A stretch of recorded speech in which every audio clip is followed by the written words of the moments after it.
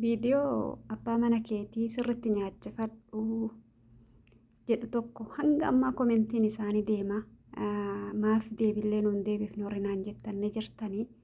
Viidiyoon suni kara ji'a 3-4 ga'e dalage haga ammaa deematu man jira. Gaafii mana gaafachaa jirtanii dhageeffadha. Namni hedduun komentiin baay'atu jechuudha. Abbaa mana keenyaa yoo sirriitti kunuunsinee sirriitti nyaachisnee wanta inni barbaadu hunda goonee fi quufan danda'u tabiroon nurratti fuudha warra jedhutu baay'ata.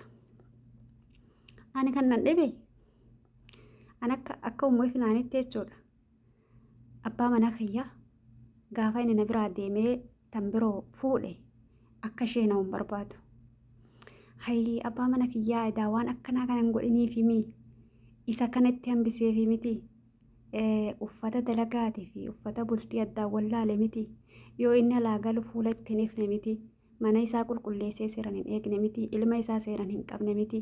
Nyaata isaa seeran hin gooneef miti. Waan niitirraa barbaadu tokko hanqisa wayyoo godhadhe yeroo baay'ee sheenaanatti tahee mataa kiyya nyaata jechuudha.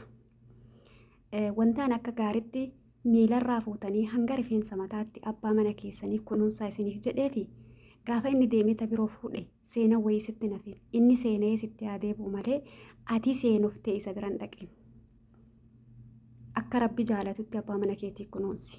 An akkasan godhaa jira jechuudha abbaa mana kiyyaa. Miila isaatirraa hanga rifeensa isaa nan qaqqaba. Akkuma ilmoo kiyya jaaladhutti isa jaaladha. Abbaa mana kiyyaa warqeedha waan ta'eef.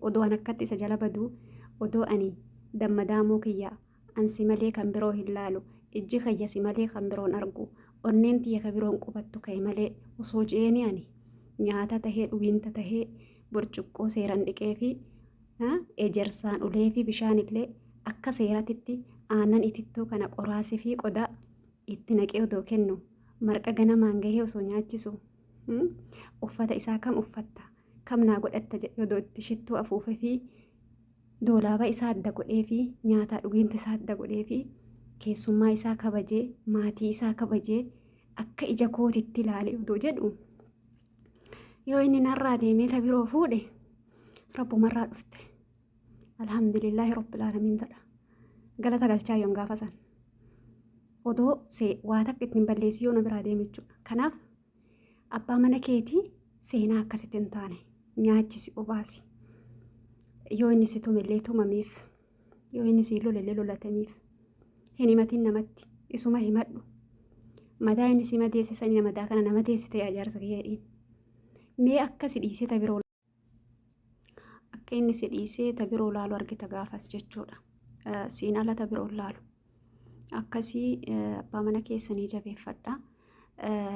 Viidiyoon moo nu hojjedhu intalli ilma 5 argattee ilma 2 argattee warri naan jettanii dubartii mana rabaa jiran xuquun fedhullee irrattillee viidiyoo raabuun barbaadu hedduu kabajaa hedduun jaaladha. Garuu akka gorsaatitti waan isin keessan naa ergitan san gadi baasee hawaasatti agarsiisuu osoo hin ta'in akka jechaatitti wanti dubbadhu ni jira.